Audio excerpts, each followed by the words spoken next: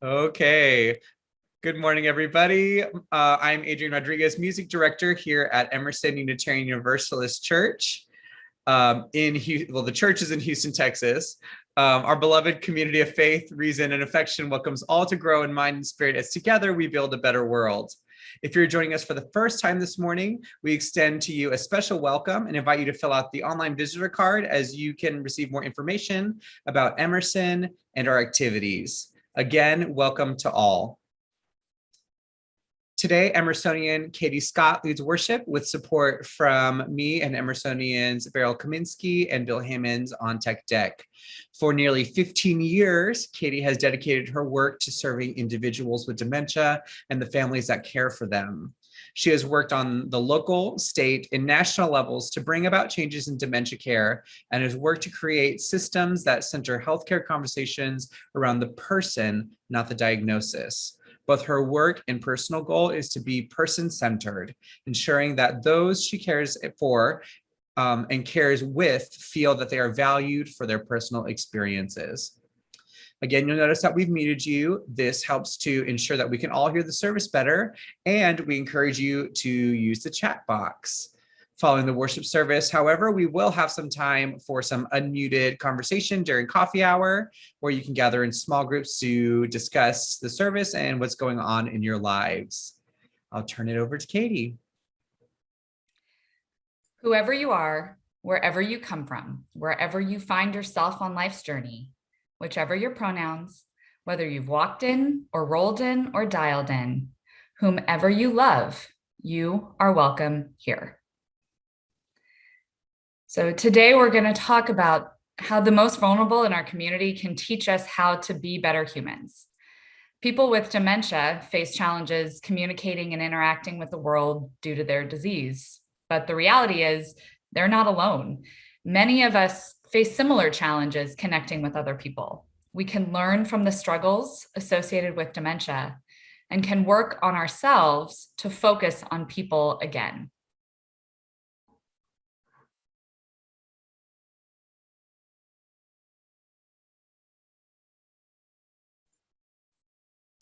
Every Sunday, Unitarian Universalists across the country and around the world light a chalice as a symbol of our faith. If you have a chalice at home or perhaps a candle, we encourage you to grab that now and light it as we read the chalice lighting. As so we gather from the ebb and flow of our lives, thirsty for connection to ourselves, thirsty for connection to others, thirsty for connection to the larger life. And as we light this chalice, may all who gather here be filled with joy and hope, filled with compassion and love. And here, may we be filled so that we may pour ourselves out into the world. And now if you'll join us in our opening hymn, We Are Gathered.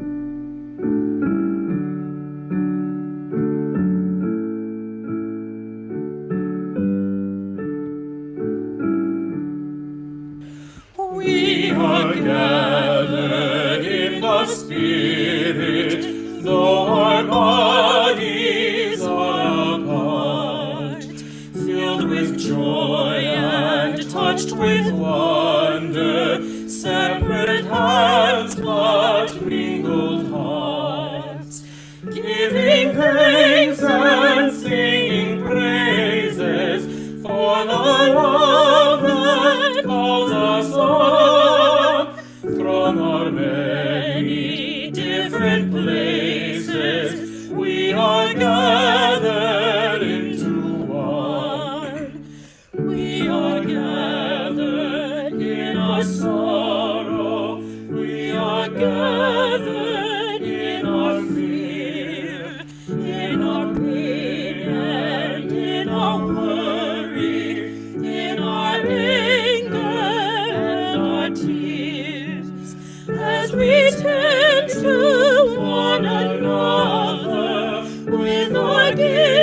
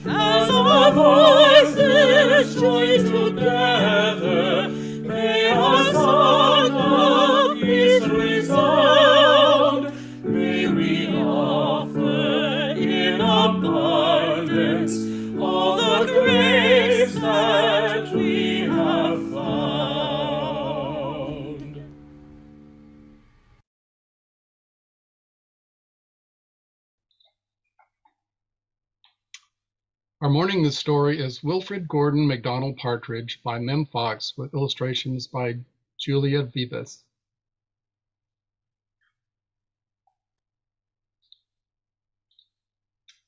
There once was a small boy called Wilfrid Gordon McDonald Partridge, and what's more, he wasn't very old either. His house was next door to an old people's home, and he knew all the people who lived there. He liked Mrs. Jordan, who played the organ. He listened to Mr. Hosking, who told him scary stories. He played with Mr. Tippett, who was crazy about cricket. He ran errands for Miss McDonald, who walked with a wooden stick. He admired Mr. Drysdale, who had a voice like a giant. But his favorite person of all was Miss Nancy Allison Delacourt Cooper, because she had 4 names just as he did. He called her Miss Nancy and told her all his secrets. One day, Wilfrid Gordon heard his mother and father talking about Miss Nancy. "Poor old thing," said his mother. "Why is she a poor old thing?" asked Wilfrid Gordon. "Because she's lost her memory," said his father. "It isn't surprising," said his mother. "After all, she is 96. "What's a memory?" asked Wilfrid Gordon. He was always asking questions. "It's something you remember," said his father. But Wilfrid Gordon wanted to know more, so he called on Mrs. Jordan, who played the organ. "What's a memory?" he asked. "Something warm, my child, something warm." He called him on Mr. Hosking, who told him scary stories. "What's a memory?" he asked. "Something from long ago, me lad, something from long ago." He called on Mr. Tippett, who was crazy about cricket. "What's a memory?" he asked. "Something that makes you cry, my boy, something that makes you cry." He called on Miss Mitchell, who walked with a wooden stick. "What's a memory?" he asked. "Something that makes you laugh, my darling, something that makes you laugh." He called on Mr. Drysdale, who had a voice like a giant. "What's a memory?" he asked. "Something as precious as gold, young man, something as precious as gold." So Wilfrid Gordon went home again to look for memories for Miss Nancy, because she had lost her own.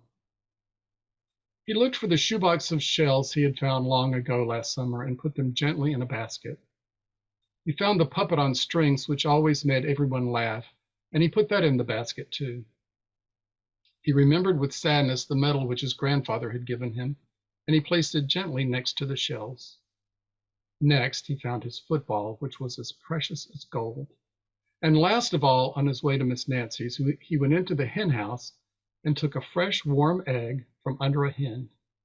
Then Wilfrid Gordon called on Miss Nancy and gave her each thing one by one. "What a dear, strange child to bring me all these wonderful things," thought Miss Nancy. Then she started to remember. She held the warm egg and told Wilfrid Gordon about the tiny speckled blue eggs she had once found in a bird's nest in her aunt's garden. She put a shell to her ear and remembered going to the beach by tram long ago and how hot she had felt in her button-up boots. She touched the medal and talked sadly of the big brother she had loved, who had gone to war and never returned.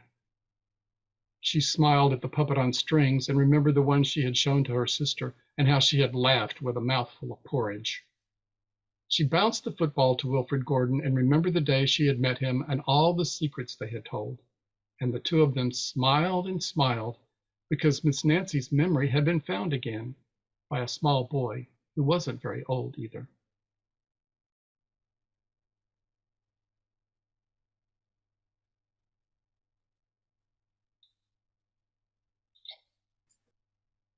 Giving out of what is our own is a transformative act. And as a community of faith, we collect an offering not for ourselves or our congregation, but to give to others as a collective action of our community and as a way to live out our shared values. Please give with a generous heart to support the August Share the Plate recipients, Rebuilding Together Houston. For nearly 40 years, Rebuilding Together has been the only organization in our region to provide hundreds of families annually with non-disaster repairs. Their work adds 10 to 20 years of life to a home, making the home safe, livable, and more resilient against disaster. They enlist community volunteers and licensed contractors to repair the homes of low-income elderly, U.S. military veterans, homeowners with disabilities, and working families in need. Learn more at rebuildingtogetherhouston.org. And as always, 25% of your offering will go to Interfaith Ministries Meals on Wheels, feeding Houston's seniors. We have 3 ways to give. You can text the number on your screen, go to the webpage for online giving, or if you prefer, you can mail a check to the church. The link to the online portal will be in your chat. Thank you for sharing as you were able.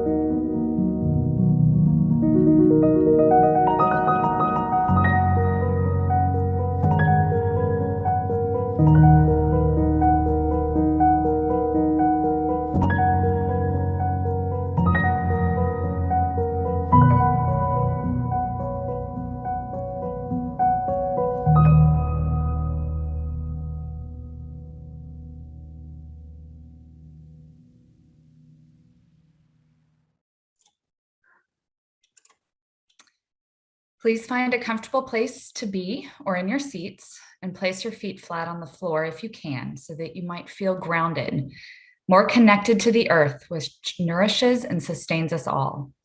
Close your eyes if you feel comfortable doing so, and take a deep breath in. As together we enter into a time of meditation followed by silence. We are all human. We are all people.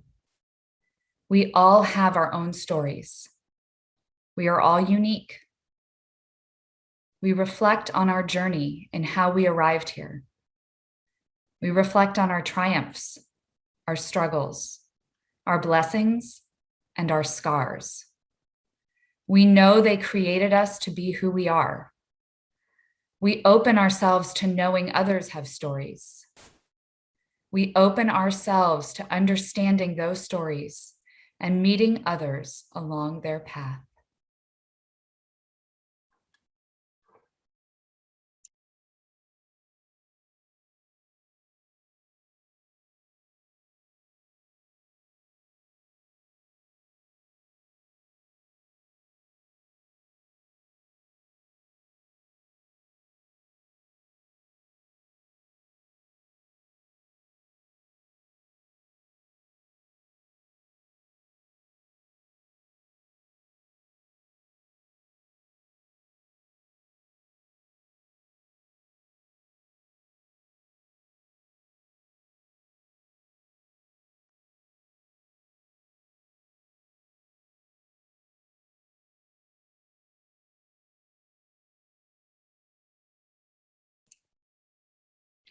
Amen and blessed be.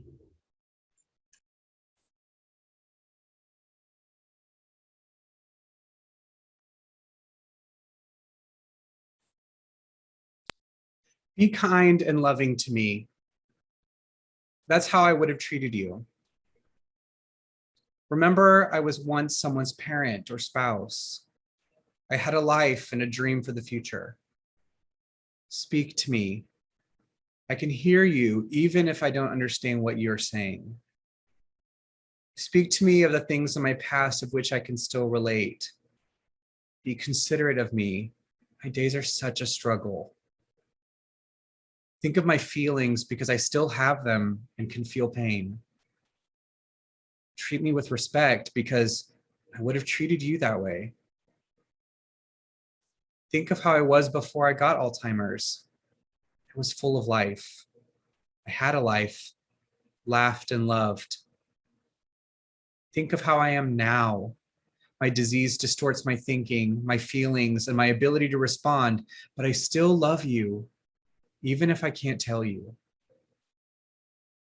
Think about my future, because I used to. Remember, I was full of hope for the future. Think how it would be to have things locked in your mind and can't let them out. I need you to understand and not blame me. And most of all, the love you give will be a blessing. How you live and what you do today will always be remembered in my heart.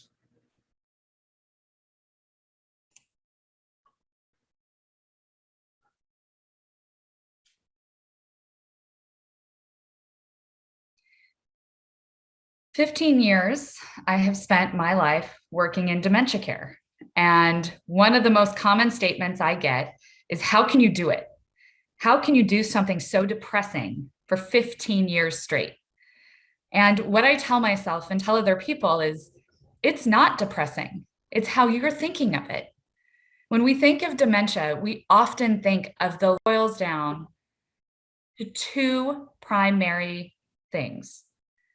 You want to value a person's story, and you want to validate their place in the world. And these are things that we can do with each other on a regular basis.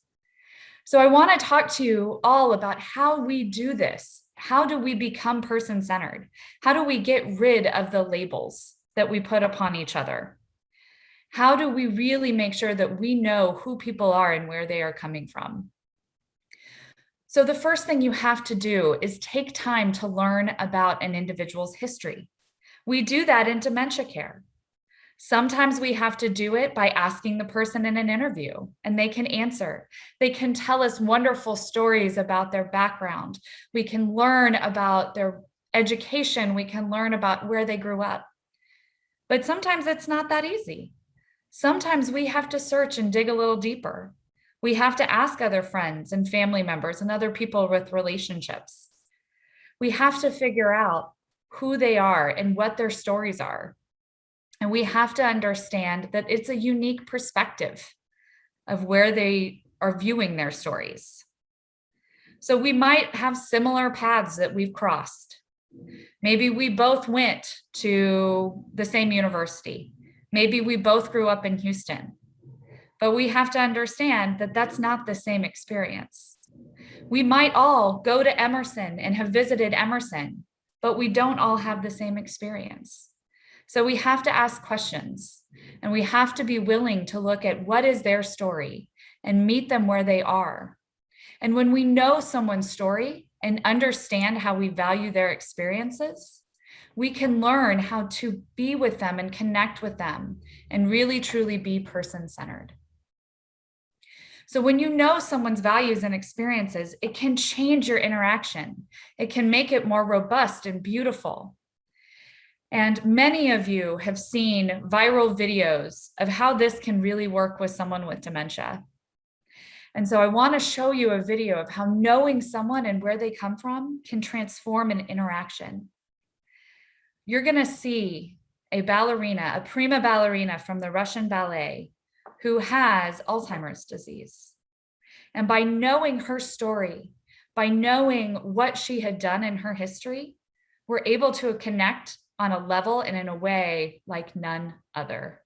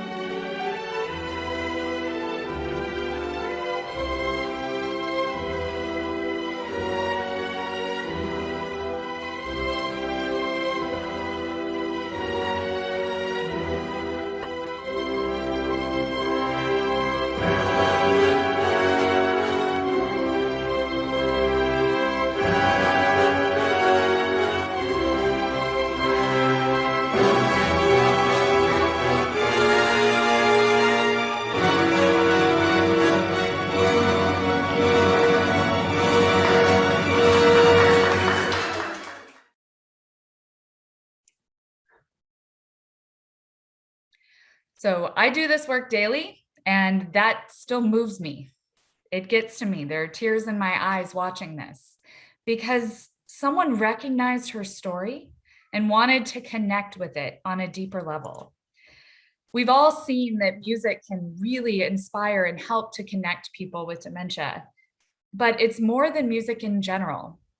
It's music that's connected to you as a human being. In this case, this woman was a prima ballerina. She performed Swan Lake. And so you were able to see that connection grow. And you'll notice, and if you can YouTube that video and check it out further, she starts having conversations about it. There's a connection. She feels like that person knows her because they bothered to look at the story. I've seen this personally. At one point, and I will cry during this story, I had a client who had not spoken a word in a very long time, but I found out from her partner that she loved baseball. Baseball was her ultimate favorite sport. She was the biggest Astros fan, went to every single game. And she was really distressed one day. And I thought, what can I do? What can I do? So I started singing Take Me Out to the Ball Game. And she sang along with me. She had not spoken a word other than okay in 3 months. And she was with me in that moment. And I saw her connect to me, eye to eye, face to face. She was there in the presence. And it's because I changed my interaction. I was able to know her, and I was able to use it so that she could blossom. And it validated her place in this world. So how do you do person-centered care? These are wonderful stories. We're not always going to use music, right? We don't have music to find out, okay, they love this music, let's connect with them.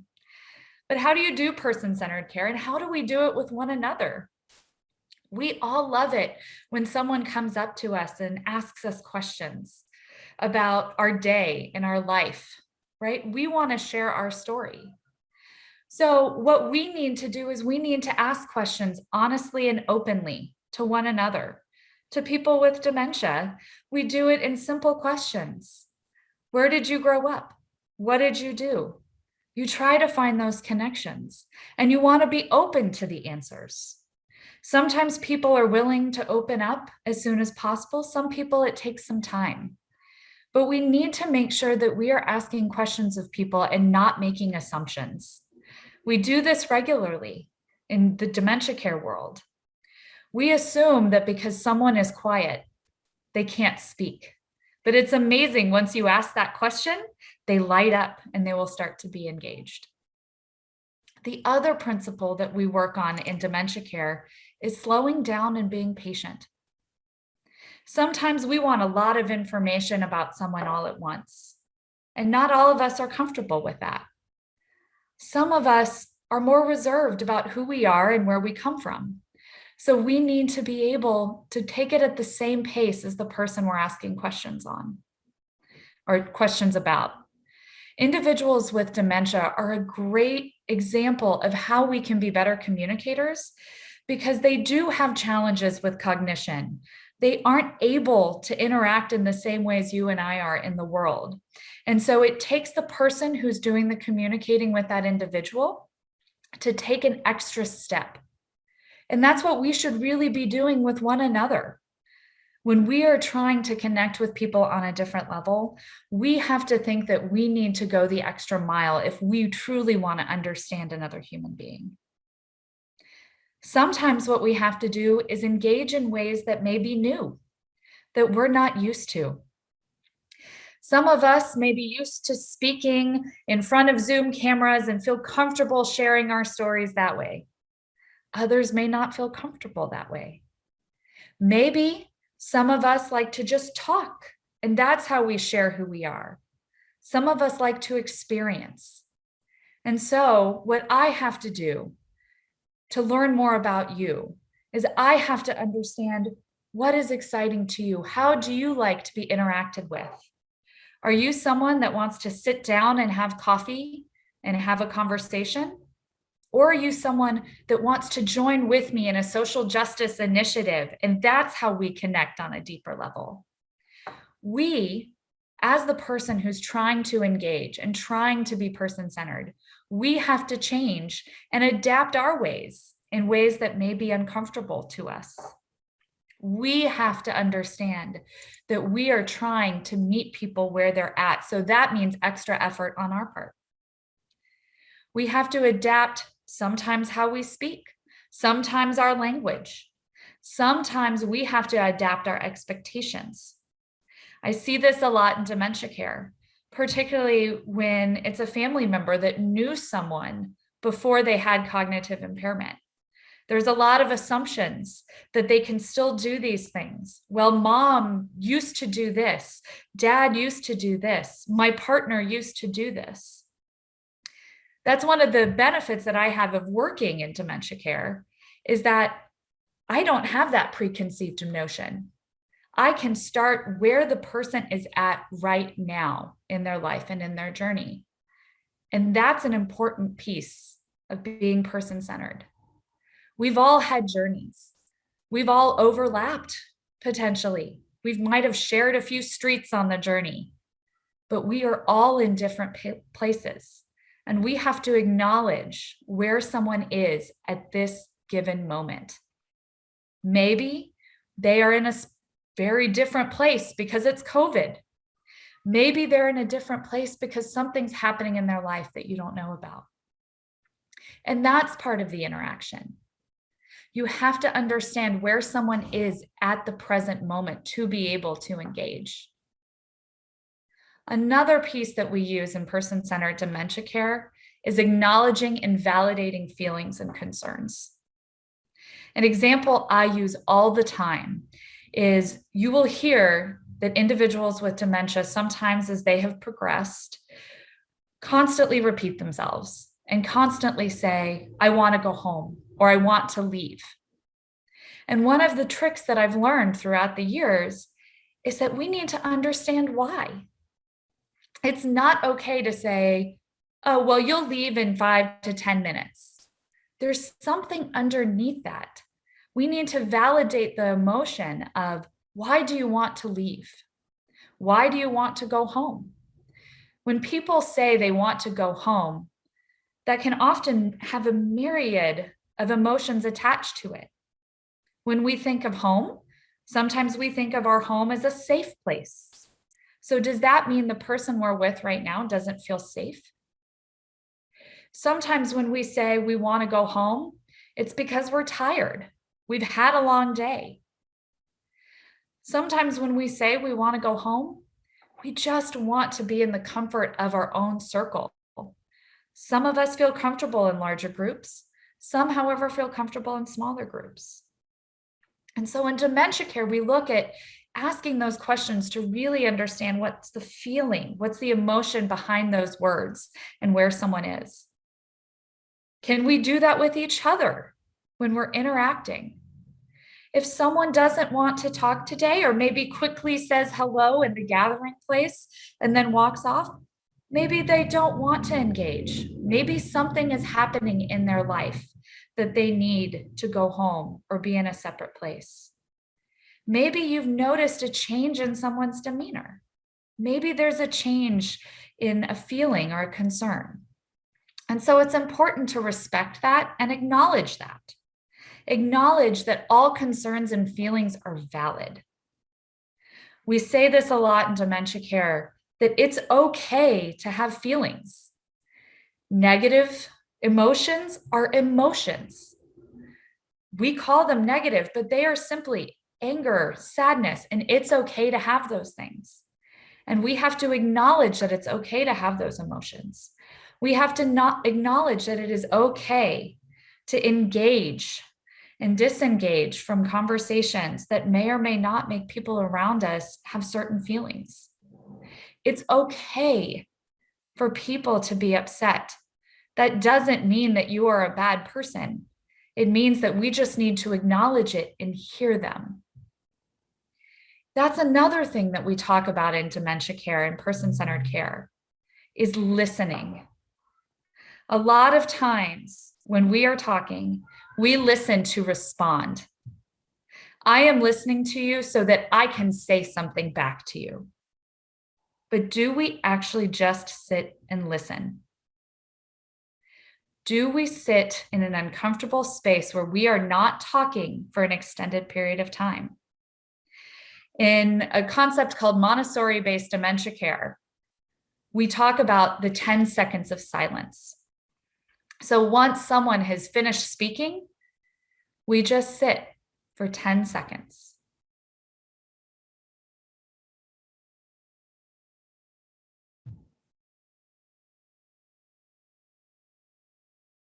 I just sat for 10 seconds. I'm pretty sure most of you wondered if I was frozen. You might have thought, what happened? Because we are not used to being in the silence. We're not used to stopping and taking a breath so we can process what we hear, so we can truly understand, did we listen? And that 10 seconds gives us the opportunity to think about what was said, and then we can respond. Or sometimes they want to be able to express themselves more. So how does that work in our life? How many times have you been listening to someone and started thinking about your response in your head before they had even finished? Take the time to listen, not listen to respond. Then what we have to do in dementia care is we consider past and present values. Where do people place value in their life? Where did they place value? And has that changed? Are their values different than mine? And it's okay if their values are different. If I'm truly trying to connect with someone on a deeper level, I have to understand and acknowledge that values may be different, but that's okay. It's okay to have different values. That's what is great about being human, is that we are all unique in who we are. And we have to respect that values are different. So in dementia care, we do all of these things by asking questions, by being present, and by acknowledging in our own mind that we have to adapt if we are going to better connect with those around us. And so I encourage you to think about that. Have you been person-centered lately in your interactions? We're not perfect. We don't do it all the time. I certainly don't do it at work all the time. I try, but I mess up. Sometimes I place my values higher than others, and that's okay too. We have to accept that we're all human. But think about the last time you interacted with someone and you wanted to connect with them on a deeper level. Did you ask questions? Did you listen to listen? And did you recognize their values? And did you think about whether or not those values connected with what you do? So as we move forth for this week, I encourage you to think about, how do you become person-centered? What can you change? Can you listen to listen? Can you ask more questions? Can you think about where people are coming from before you engage? Can you keep your mind open and adapt how you interact to better connect with those individuals?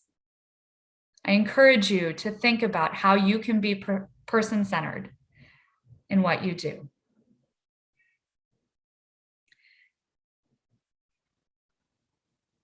We will move in to our closing hymn, Just as Long as I Have Breath.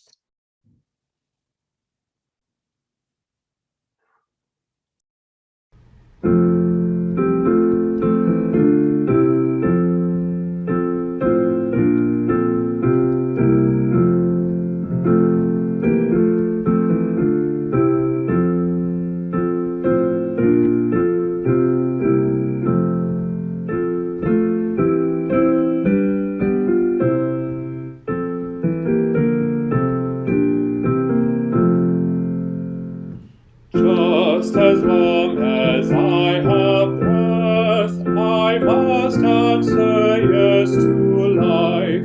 Though with pain I made my way, still with hope I meet each day. If they ask what I did well, tell them I said yes to life.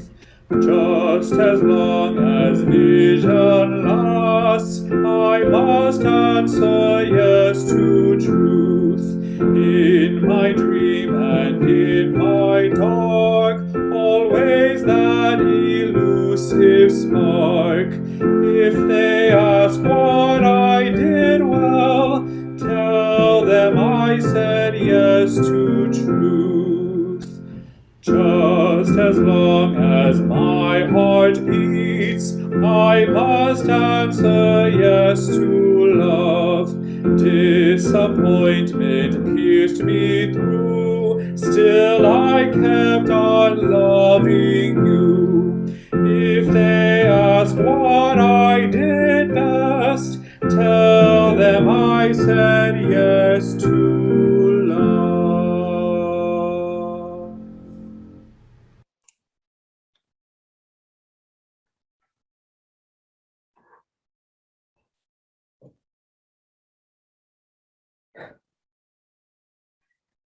Each of us are on a journey.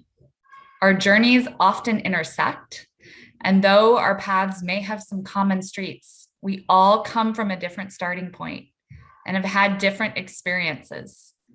We must try to be person-centered, recognize our uniqueness, and respect the truths of others. We may not always succeed, but we shall always try. As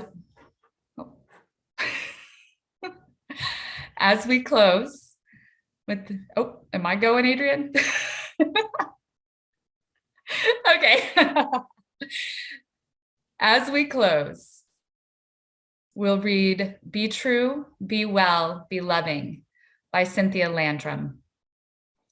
We leave this gathered community, but we don't leave our connection, our concerns, our care for each other, our service to each other, to the world, and to our faith continues.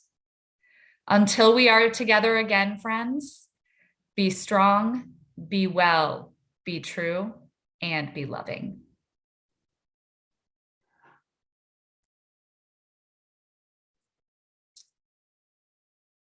Thank you so much for that wonderful message, Katie. Made my heart grow 3 sizes.